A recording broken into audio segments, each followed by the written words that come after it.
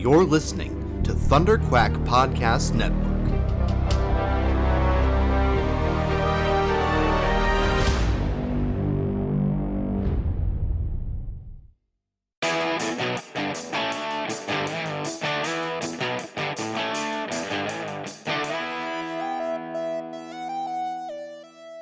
Hello and welcome back to Off the Record, your Patreon exclusive ThunderQuack podcast. I am your host, Michael Cohen. And listen, it is taking everything in me, every fiber of my being, not to just talk about X-Men 97, but we're going to hold off. I'm going to hold off because Joe and I are going to talk about it at length on the next episode of the ThunderQuack podcast, but I will just say right here and now, it's phenomenal. It's fantastic. Everything about it is so great. But I don't think that's anything newsworthy for you guys. I think everybody is fully aware. I mean, I think everybody within the sound of my voice here is absolutely on board already. But, man, oh man, every fiber of my being, not to just talk for an hour about that. But we just did an X-Men off the record. I just talked about Cyclops not that long ago. So we're going to talk about something else.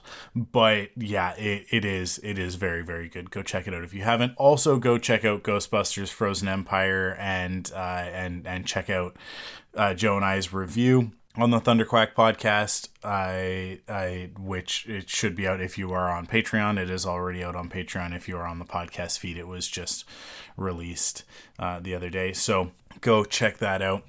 One other thing that I want to do is I just want to update. So when we went to monthly on the shows, my original plan was for ThunderQuack to be a week early. The ThunderQuack podcast was going to be a week early. So it would come out on Monday and on Patreon, and then the following Monday on the podcast feed. What I have noticed is that because we're a little bit more topical and we're a little bit more news focused, the news is like so stale. It's so stale that the regular podcast feed is I think suffering as a result. And that's just after a couple of weeks. So I'm just adjusting it a little bit. So the ThunderQuack podcast will now come out on Thursdays on the regular podcast feed.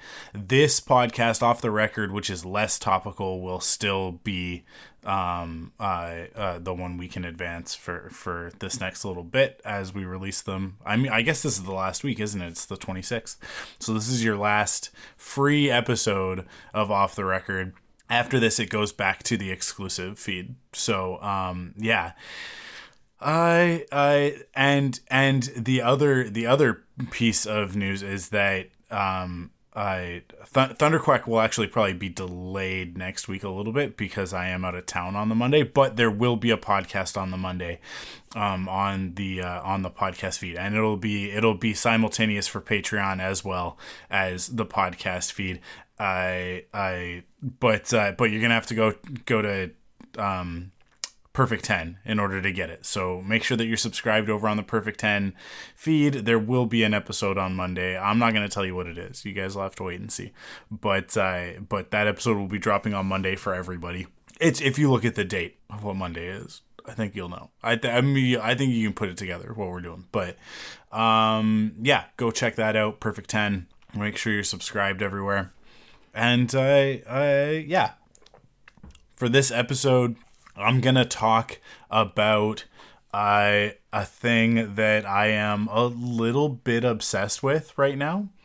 I just finished off playing Hardspace Shipbreaker, which is a fantastic game. It's so good. If you've got PlayStation Plus, I think it's part of the catalog. So I don't know what tier it's on, but they've made that so complicated. But you should be able to grab it there. I'm not sure if it's like an Xbox Game Pass game or not, but it's well worth going and picking up. Just paying the price tag. Full disclosure, Curtis, who is my co-host on Cartoon Afternoon, his wife works for the company that developed the game, Blackbird Interactive. So I do have a personal connection to it, and so a vested interest in you guys going and buying it to support Katie and Blackbird and everything they're doing. But Genuinely, I played the crap out of that game. Like, you can talk to my wife, ask Crystal. It was a little bit of a problem for a minute there. A little bit of a problem. I couldn't break away from it, but I finished it. I finished the story mode, and so I've kind of moved on to other stuff. But although you can keep playing, after you're done the story and just keep busting up ships and stuff. But I played it for a few weeks there, pretty solid, and I think I've gotten my fill for now. But I will probably jump back in and finish off the last few things. I think I might try and platinum it, try and get the platinum trophy. But that's not the game that I want to talk about. I just wanted to give that a quick shout out, make sure that everybody knows to go check out Hard Space Shipbreaker. And support Blackbird, Blackbird's not a huge developer. It's a local Vancouver dev. I don't know if I would consider them an indie dev or not.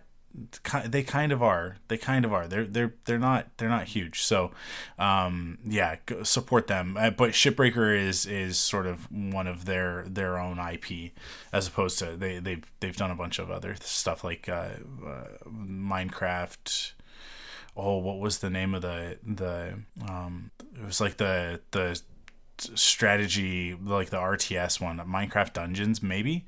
I think there's been so many Minecraft spin-offs I can't keep them track, but they worked on that as well. They've worked on a few other sort of contract games, but Shipbreaker is kind of their own baby, and it's a fantastic game. So you should go support it so that we can get Shipbreaker too, because I really want it.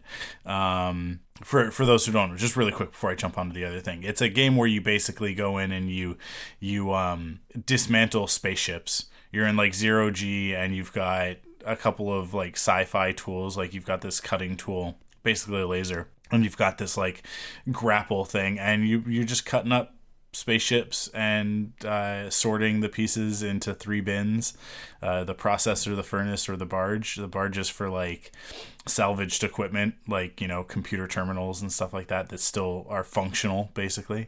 And then the processor is for high grade metals, nanocarbon and titanium, I think, are the ones in it. And then everything else goes in the furnace, aluminum and whatnot goes in the furnace. But you're sort of sorting it out, but the game is like super dangerous. like if you do things in the wrong order, you could decompress the ship and cause a explosive decompression, or if you hit a fuel line with the laser, the whole thing can go up. If you don't handle the reactor properly, it'll melt down. And so it's very fun. It's a very, very fun game with a lot of great challenge. And then on top of that, it has this beautiful, wonderful, dark humor to it. The writing is so good. So go check it out. Go check it out for sure. It's a fantastic game. But what the game that I want to talk about, on this episode, is something that I've been playing over the last few days and gotten really into, especially with the most recent updates. And they just keep improving it. And that is Lego Fortnite. So if you've been listening to the podcast for any length of time, you probably know, or if you follow me online on my other social media accounts and stuff, then you know that I'm a huge fan of Lego. I'm a huge collector. Most of the collectibles that I've bought in the last 5 years have been Lego. Most of my house is covered in Lego. It's like the main thing that we decorate with in this house at this point. Especially since they started releasing the botanical stuff, the flowers and that sort of thing, because Crystal and I are both super allergic to flowers, so we really can't have them in the house. And plastic plants, Pepper, our cat, tends to get into them and chew them and that sort of thing, but he doesn't touch Lego, thankfully. So it's been a really great thing of buy these botanical Lego, and then they look really nice, they look fantastic, but then also no allergies and no cat issues. The problem is he'll get into the plastic ones. We've got a couple of plastic plants that he leaves alone, but a lot of the plastic flowers, or like because sometimes they'll be like synthetic fabrics or whatever, not really plastic, but whatever it is that they're making it out of, he really likes to chew, and he'll chew it up and swallow it, and then it'll make him sick, right? It gets in his stomach, and then he has issues. So that's the main reason why we can't have them. But with Lego, yeah, he leaves it alone. So the only real concern with real world Lego is two things. Well, I guess three things. First and foremost, the cost. Lego is an expensive hobby. It's not as expensive as it used to be because everything else has gotten more expensive. So relative to everything else, Lego has actually stayed pretty steady as inflation has gone up. I'd have to look at it exactly price per brick, but I feel like it really hasn't gone up that much. The big difference now is that they put out a lot of big ticket sets, as opposed to like back in the day, there used to be a lot more of the like, $10 to $30 sets, and now it's a lot more of the $100 to $200 sets that come out in each wave. But price per brick, I think, has stayed fairly not stagnant, but just like sort of steady. I think that there's been increase, but not as compared to other toys. Like Star Wars collecting is out of control. We've talked about this. I think we talked about it on Rebel Cells maybe. But yeah, the fact that a Black Series figure up here in Canada can cost $60 to $70. I mean, it's just insane for an action figure, for a 6-inch action figure, with some doodads and whatnot. It doesn't even do anything. It just looks nice, right? It's quite insane. Whereas, I can buy a pretty nice Lego set for $70. So I think that's one of the other things that has motivated that being one of my main collecting avenues at the moment. So that's one concern, is the cost. It is a disposable income type of purchase. It is not there's nothing necessary, functional, or anything like that when it comes to Lego. It is just for fun and aesthetic. But so there's that. There is the amount of space that it takes up. It really, really does end up, when you collect it and you're getting the bigger sets, it becomes a concern. There's only so many places that you can put Lego. And then the last thing is the dust.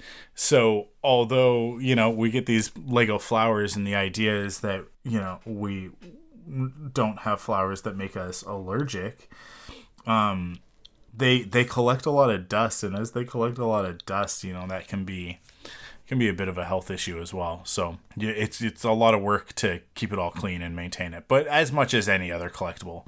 But those are sort of the three main things with physical Lego, which is why I am really, really excited about what they've brought to Lego Fortnite. So when they first launched it, this was like right after Christmas. I can't remember exactly when, but it was right around that time they launched it. And I got back into Fortnite as a result, and I was like, this is awesome, so great, because a bunch of the stuff that I've already bought in Fortnite, a bunch of the skins and whatnot, I translated, like a lot of the Star Wars and Marvel ones are right there in Lego Fortnite, and then they did the Ninja Turtles stuff, and the Ninja Turtles skins were available in Lego Fortnite, and so it's just like, yeah, this is awesome. And it's just, so what the game basically is Minecraft, but with Lego. So Minecraft was touted when it became popular as essentially Lego the video game without the license, right? And forever, people were like, I don't understand why Lego is not just making this as a game. And the Lego video games themselves are also pretty good. They run the full spectrum. There are really good ones, and there are also some really, really poor installments in those franchises. But the really good ones make up for it. Like Lego video games are a lot of fun, both in like the humor of the storytelling and writing, and then the gameplay tends to be pretty enjoyable as well. But Lego Fortnite is not that. So Lego Fortnite is open world. It is crafting. It is sort of collecting and crafting, and Yeah, I mean, it's exactly what I want from that type of game. I love Minecraft. I played the crap out of it. My problem with Minecraft is that I'm one of the early adopters on that one. Like, I was playing Minecraft in alpha, so before it even went into beta. I think I paid less than $10. I think I paid about $7.99 for Minecraft a billion years ago. Like, we're talking probably, I mean, it would have been around 2008 to 2009. I think like 2008. And I don't even know when Minecraft came out. But yeah, I mean, like, very, very close to the original release. Let me look it up. When did Minecraft come out? So the game was first released to public on the 17th of May 2009, but that's not the original. Did Minecraft exist in 2008? Let's see. The game was created by Marcus Notch Person in the Java programming language. Yes, it was. Yeah, full version was released in 2011. So I guess if it was 2009, I was there like at the beginning. So when I was playing Minecraft, this is my problem with it now, is that I go into Minecraft now and it's so complicated and there's so much stuff going on. But when I first started playing it, I remember when mobs were released, like friendly mobs were released. Because when you first started the game, it was just, I think maybe there were pigs in it. Maybe. I don't know if they were in the first initial launch or not. But initially it was just the world, and then at night the zombies and creepers would come. And that was it. That was it. As far as I remember. And so you would just be crafting during the day and then holding up at night and, waiting for morning to come, or you'd hop in your bed and wait for morning. And then they started adding new stuff into it and whatever, and new physics and that sort of thing. And I played it for quite a while on PC. Well, I guess it wasn't PC. I guess I would have been playing on Mac at that point, because that was the computer that I had. But yeah, like playing in browser basically, or like through the JavaScript client, or Java client, I should say. And yeah, like I played the crap out of that game. I lost so many hours when I should have been productive and should have been working on other things, playing Minecraft. And this new Lego Fortnite is essentially the same thing. It's essentially the same game of, like, at night skeletons come out and attack you. There are other threats during the day and everything, but you go around and you explore in order to find resources, and then you use those resources to build different things, different crafting tools and workbenches and whatnot, in order to craft more stuff, in order to do this and that. And you have to eat and you have to survive. It's a survival style game, right? Where it began as just sort of a straight up, early Minecraft. It's so funny. I think maybe even I said it on a podcast. I don't remember where I said it, but I was like, this is like the thing that it's missing, is that I can't buy sets. I want to buy sets. I want to buy themed things and have new stuff to build, not just the stuff that you can unlock in the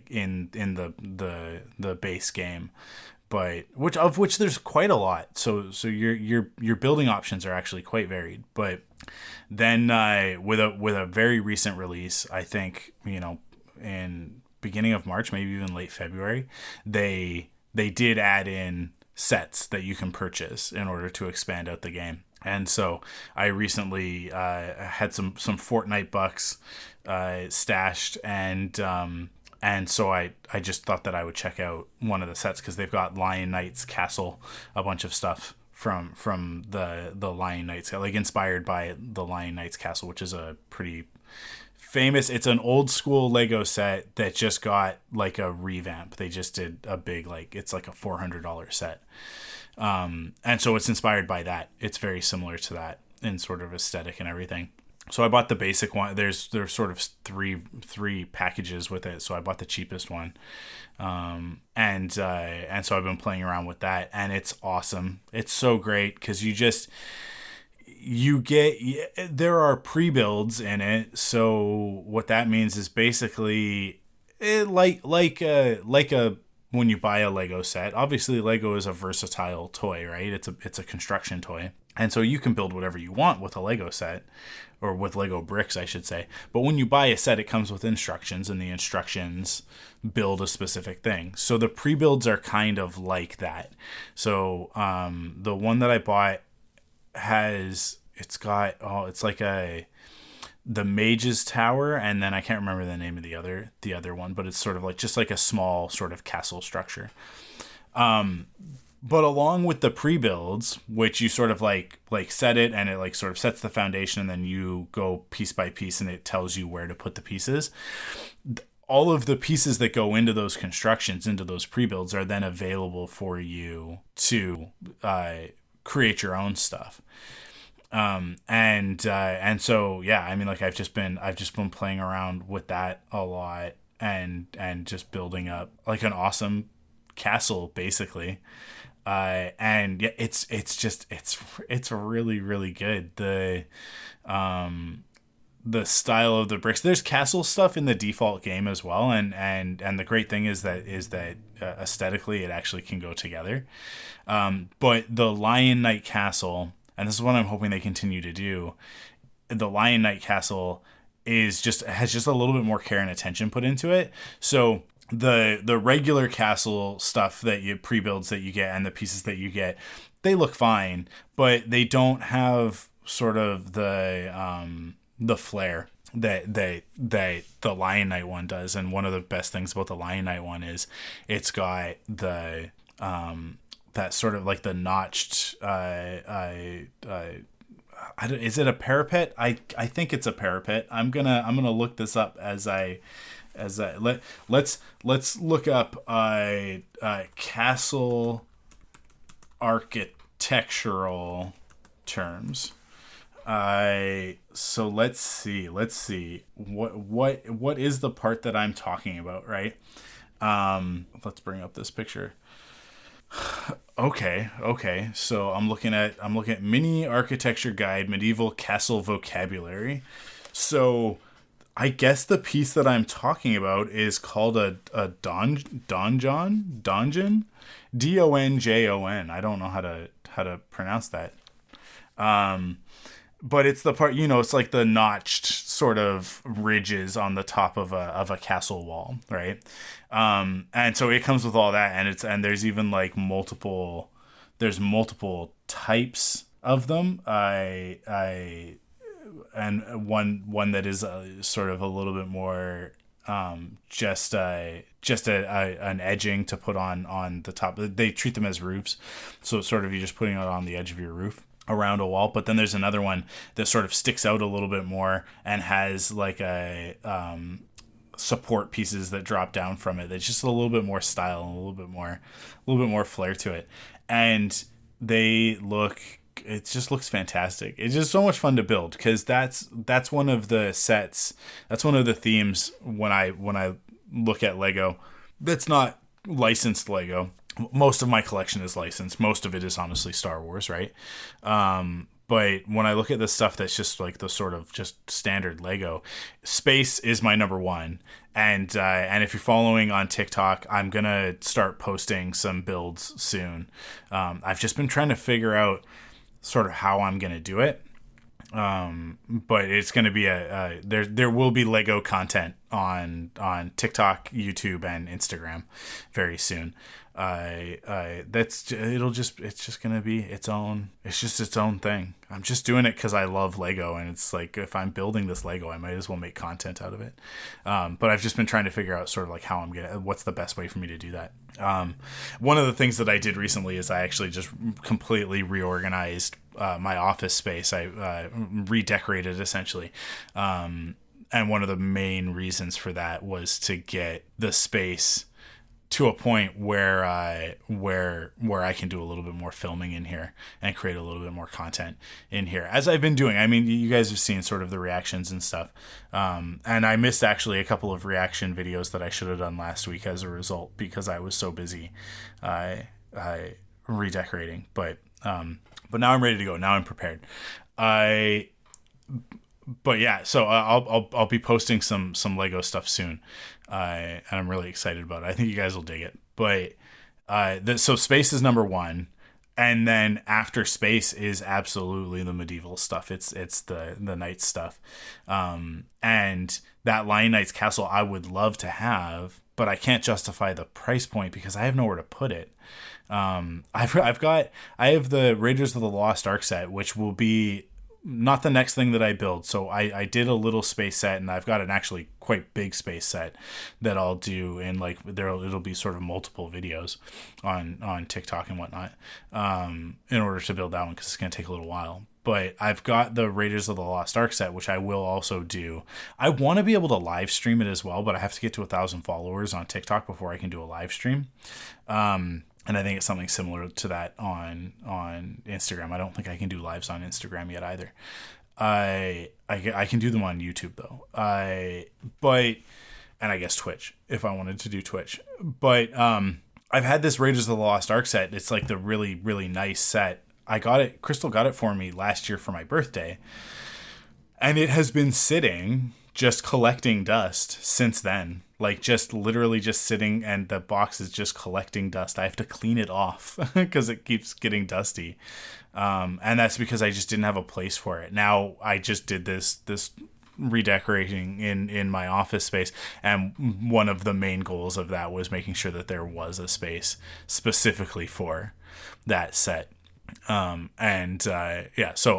now I can finally build it, but I just need the time to do the filming. That I start next week. I can start filming all this stuff, and I can film. So I can be building them, and then like I'll release the videos later as I edit them or whatever. It's not, I don't have to wait, that sort of thing. I can build and film footage and just sort of like bank the footage. But yeah, that's something that'll go up. But all of that's back to say that these, like the medieval knights stuff is one of my favorite things to like aesthetically for Lego. But I don't have any space for it, right? The great thing about a video game is that it's not taking up any space. It's a virtual world. And you don't have as much freedom in building the Lego as you do in real life, where obviously you can combine your bricks in any way that you deem appropriate, including illegal builds, which if you're a Lego fan, you know what I'm talking about. If you're not a Lego fan, there are things, unintended uses of bricks that are considered illegal builds, that you can play around with in order to create really cool structures and really, really neat stuff. But the benefit of the virtual stuff is that it doesn't take up any space. It doesn't need to be dusted or cleaned. And the cost is actually relatively low. It's fine. And it's an infinite number of bricks. As long as you can collect resources in the game, you can build more bricks, and you can create new constructions with it, right? So it's a thing that like you don't have to stress about, oh, do I have any more of that? It's like, oh, I'm out of granite, I'll go collect some more granite, and then I can build more stuff, right? And that is just it's really, really cool. It's really fun to do the exploration and to find new things and discover new stuff in the world. And they just added fishing not that long ago, so that's another thing that's fun to do. Is you go and you find a fishing hole and you see what new things you can catch in this, and different fish will actually give you like different resources when you break them down. I'd like take them back to your base, to your camp, and use your different tools to break them down. You'll find things in them. I mean, like some of the fish have like the fish that have lanterns, right? Like the deep sea fish that have like the little dangly lantern. If you break them down in I think it's the food processor is the piece of equipment. You'll get your fish fillets from it that you can use to make food. Simple sushi. So funny. But you'll also get a bright core, which is the element that you need to make lights. So it's cute stuff like that that really just adds an extra charm to the game, and makes it really fun to just discover new things and go out and explore. And it can actually be quite hard. Like the you start in a grassland area, and then the next area that you should go to is what do they call it? Dry Valley, I think. And then there's like a beach sort of biome, and then there's like a frozen biome, like a snowy biome. And the snowy biome is the most dangerous one. You get there, and all the enemies are very high level and that sort of thing. So you need to be prepared for it. You need to have a lot of resources and equipment in order to deal with it.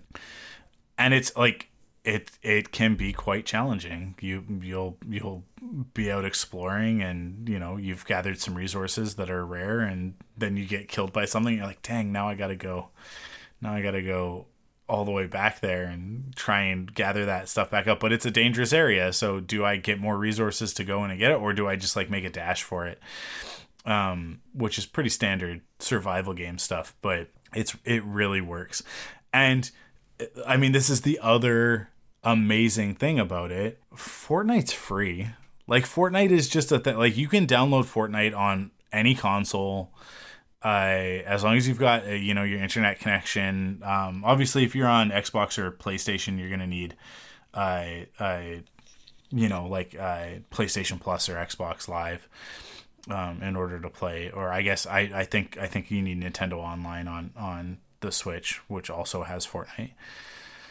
I never played Fortnite on my Switch, which is interesting. But it doesn't look nearly as good. It looks so good on my PlayStation 5, you guys. It looks so good. It like what is it, like Unreal Engine or whatever? The upgrades that they did like a year and a half ago. It looks beautiful. Running natively on the PS5. Oh man, oh boy. But you can play on PC. You can download it on PC with the Epic Games client or whatever, and play it that way. And yeah, and like Lego Fortnite did not cost anything extra when they launched all of these additional game modes. Rocket racing. What do they call the music one? Jam? I can't remember. But the it's basically like a Guitar Hero type mode. And then obviously you've got classic Fortnite and then Lego Fortnite. What's the other mode? There's another one. That's the four of them. Yeah. Battle Royale. I guess there's story mode as well. So story mode, Battle Royale, Lego, the music one. I can't remember the name of it right now. And then Rocket Racing. And then it only costs money if you want to subscribe to Fortnite Crew, or if you want to just like buy things a la carte and get your skins and stuff like that.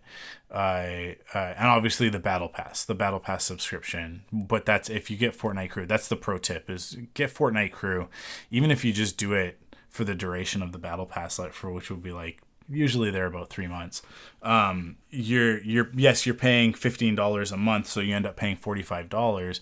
But I think to get a battle pass ends up being like $30 anyways. And you get 1,000 Fortnite bucks every month that it renews. So kind of getting money back. It just makes more sense. It also keeps you tied in, and it keeps you there for longer. And $1,000 is not like Fortnite bucks is not really enough to. Most things are like 1,200, and that's by design. That's obviously on purpose. It's like, here's 1,000, but you're gonna need to spend a little bit of money in order to top this up. That's their pricing model. But I don't begrudge them that. I mean, like they're offering so much content for free.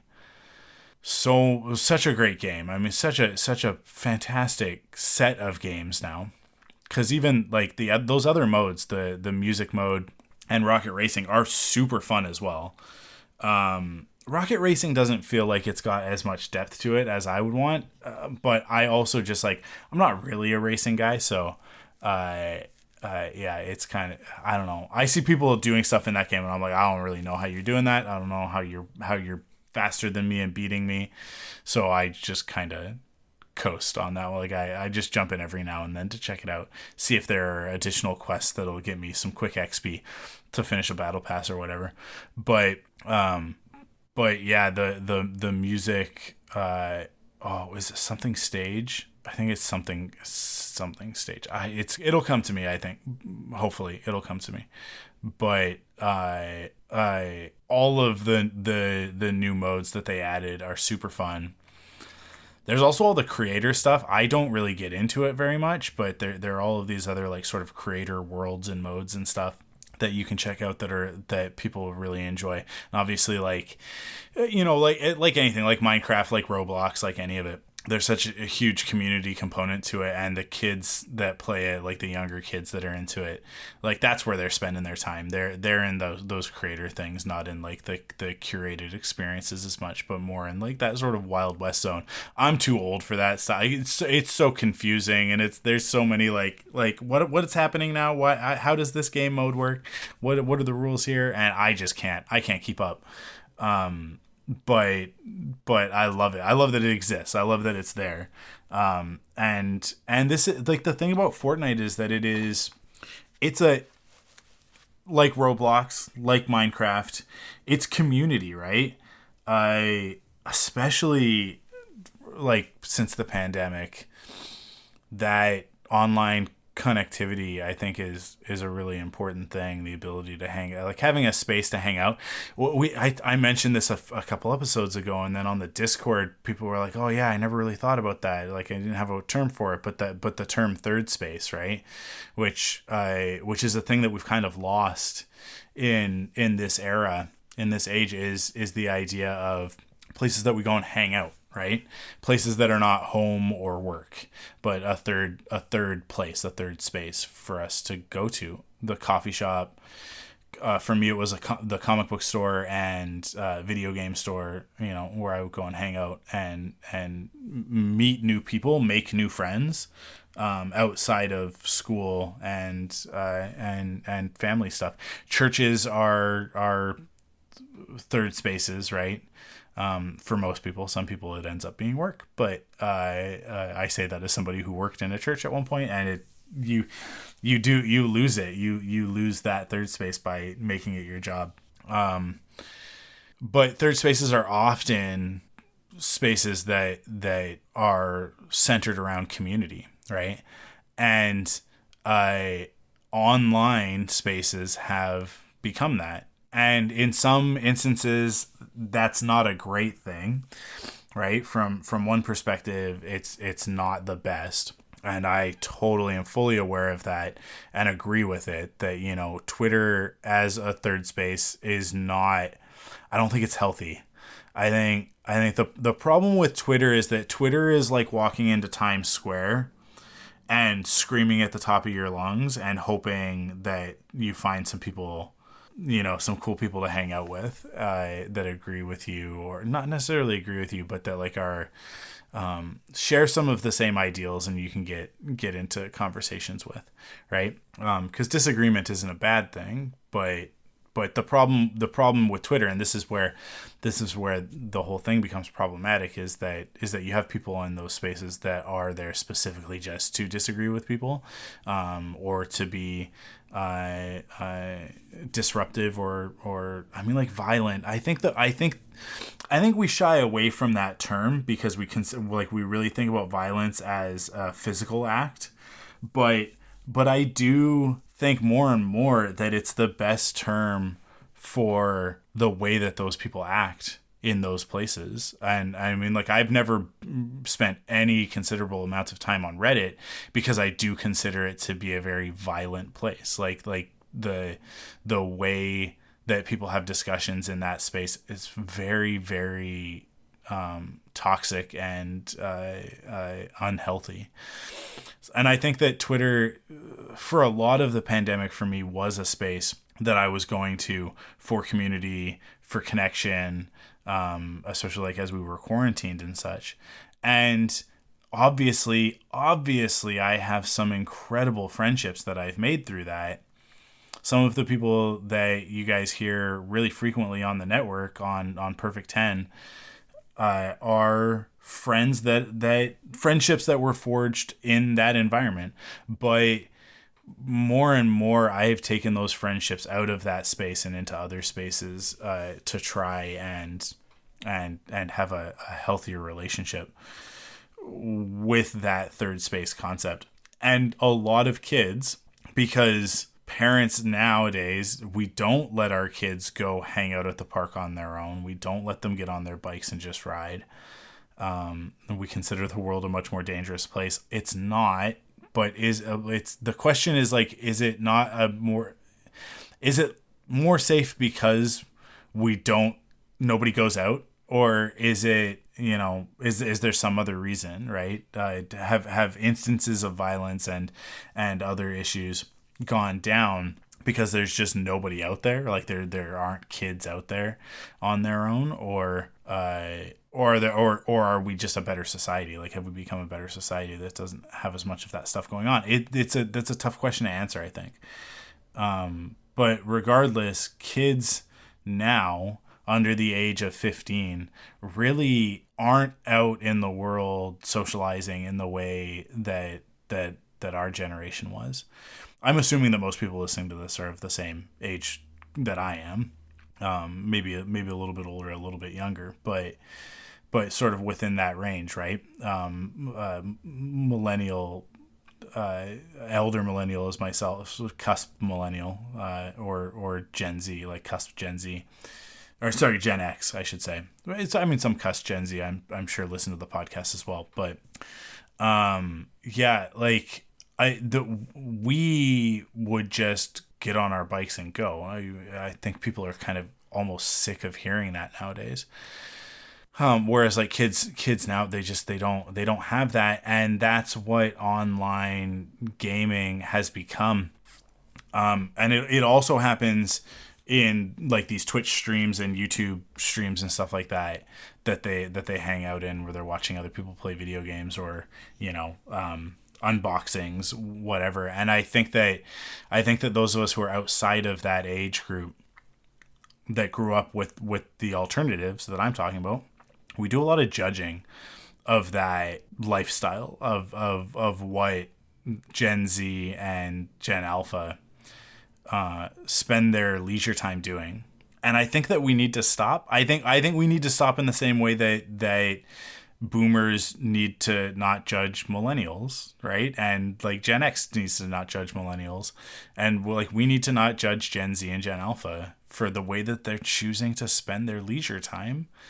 I think that there are benefits and there are deficits in all of it, no matter what you look at. Anything that you spend your time doing. There is no activity that is 100% wholesome, right? Because even in sports environments, you're getting outside and you're getting exercise and you're staying in shape and you're maintaining your health and all of that, and that's all great.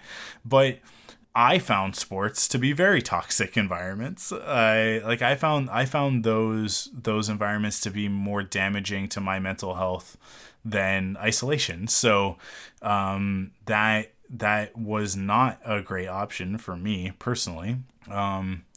Whereas obviously, like I tend to do pretty well in these online spaces, but I mean, maybe that's why I have the perspective that I have. I play a lot of video games. I hang out online, so I understand the benefit of it. Obviously, there are also a lot of reasons not to spend all of your time that way. And I think like anything, it's balance, right? But I think the most important part of this is to just not judge kids for spending time in those spaces. And I think as a parent, if you are a parent listening to this, I think to just be involved, right? You like, don't get in there. Don't follow them into those spaces. I think like that crosses the line, and that there are boundaries that need to be maintained there. They have to have their own space. They have to have their own community. We don't need to be involved in every single aspect of their lives. We shouldn't be. One of my favorite things when Kara started going to school, even preschool, was that she would come home with stories and experiences that I wasn't there for. So I got to hear it from her perspective. I got to hear these stories about what she was up to and what she's doing. And I wasn't there for it. And that was something for me that I really, really value. And I think that more parents could probably stand to learn that lesson and be a little bit less involved directly in their kids' lives. But the flip side of that is you got to monitor. You got to keep an eye on things. You definitely have to know what they're up to. But there's a fine line between knowing what they're up to and essentially spying, right? And you don't want to be doing that. You don't want to spy on your kids. You don't want to make them feel as if they're not trusted. And so, yeah, I think like you got to just kind of peek in every once in a while. But more than that, you have to have conversations with them. You have to talk to them. And the hardest part of that is creating an environment where they are going to be comfortable telling you what's up, what's going on. But that's the challenge. That's what it is. That's what being a parent is. And people come back at you and say, yeah, but that's really hard. It's like, yep. Mm-hmm. What's your point? Like, what's your point about it being very hard? Yeah, it is very hard. Yeah. That's kind of the whole thing. What I say to Kara a lot of the time when she says, but that's really hard, is like, yeah, and nothing worth doing doesn't come with that challenge, that certain amount of challenge, right?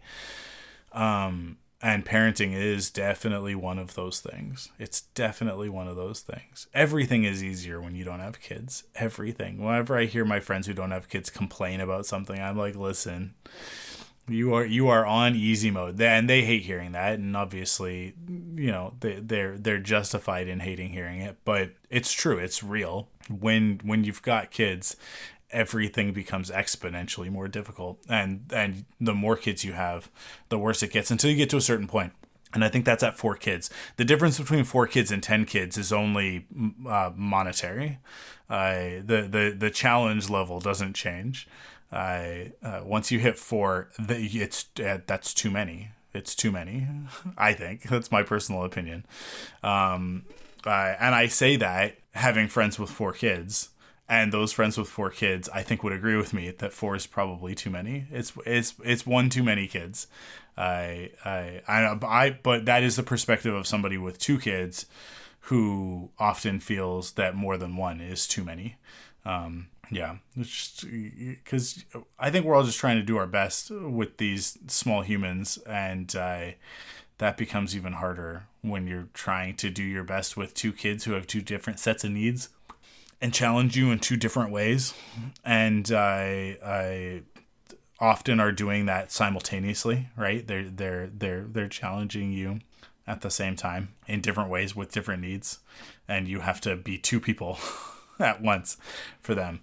Yeah. But those spaces, Fortnite, Minecraft, Roblox, Twitch, YouTube, I think that they can be good spaces, but you got to do 2 things. Like you got to raise your kid to know the difference between right and wrong. And then once you've done that, you have to trust them. You got to step back and you got to let them get on their bike and go ride. Like you have to. I really wish that I was able to let my kids explore in that way. Kara's getting to that age. She's 7.5. She'll be 8 later this year. And I want to be able to let her have those experiences that I had when I was 8, where, you know, especially during the summer, where it was like, go do your thing, you know, on the weekends, like go do your thing, go outside, hang out with your friends, and, you know, get into a little bit of mischief, not necessarily trouble, not necessarily causing any problems, but just get up to your own thing and you know, create your own stories. But unfortunately, the world now is devoid of that, and so you can't just send an 8-year-old out into the world on their bike to go explore. Because there are no other 8-year-olds, and there are no like if somebody sees your 8-year-old wandering, they're gonna call the police, right? For one of two reasons: either there's a kid and they're causing trouble, not doing anything, but they'll be like, they're causing trouble, or there's a kid out here by themselves, they're in trouble, they are in danger. And so, that's just how people react to things nowadays, which is not, it's not correct. I don't think it's correct. But it's the world that we're living in now. And so we have to just kind of adapt, because you can't change it just because you don't like it. You have to sometimes go with the flow, and you can do little things to tweak here and there and help, move the dial. But I don't know if the world will ever go back to that sort of, I don't know, more, it's carefree, but it was also careless, right? The parenting was careless. The kids were carefree. Yeah, there's good and bad to it. But thankfully we have these online spaces now. We have Lego Fortnite and Minecraft and Roblox for kids where they can hang out. They get on voice chat. They talk to each other.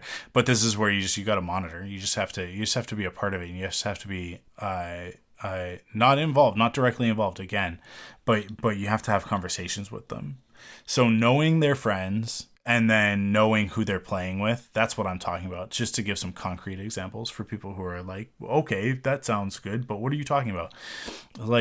That's the level of involvement. Like, you're not going to get in there yourself unless they ask you to. If your kid says, hey, come play Minecraft with me, like, I've got a server, come hang out on my server. It's like, yeah, absolutely, go play with them. There's nothing wrong with playing video games with your kids. You should, if you love video games and they love video games, you should absolutely do it. It's a great opportunity to form relationships, and it sounds like they're starting to do some lawn work out there, so I'm going to wrap this up. But Lego Fortnite is such a great opportunity for that. It's such a perfect place for that, because it is cooperative. You get in there, build together, hang out together. It's good. I think I am actually probably at the point where I'm going to get Kara set up with Fortnite on her Switch, and so that she can come in and we can play Lego Fortnite together, because I think that would actually be a really fun thing to do. But I don't know. We'll see. I don't know if she's quite there yet with her gaming skills, but we can give it a try. She's not going to get there unless we practice it, unless we try it and we work at it. So, Lego Fortnite is awesome. My only thing right now is that, they gave me what I asked for, which is like, oh, I really wish that I could just like buy some sets and expand, the things that I can build. More sets, more variety. Right now they've got the Lion Knight Castle, and then the other sets that they've got in it are like based on Fortnite locations, which is cool. But I want to see some of the licensed stuff make its way in. So like Ninja Turtles was just a big thing. If I could get some Ninja Turtles stuff in there, that would be really cool. Some Star Wars stuff, some Marvel stuff. Like if I could build Stark Tower, that would be really awesome. It would be a great project, like a really fun thing to do on a server and grab a bunch of people and be like, okay, everybody, because we don't all have to be in the server at the same time, right? You can create your world and people can jump in and out of it. But just be like, hey, it's here, and come hang out and help me build this very, very big project. Be really, really cool. But then like more of the Lego specific stuff. And what I really want to see is the space stuff. These sets that I'm collecting right now, I would love to see them in Lego Fortnite. I would love to be able to build them in Lego Fortnite.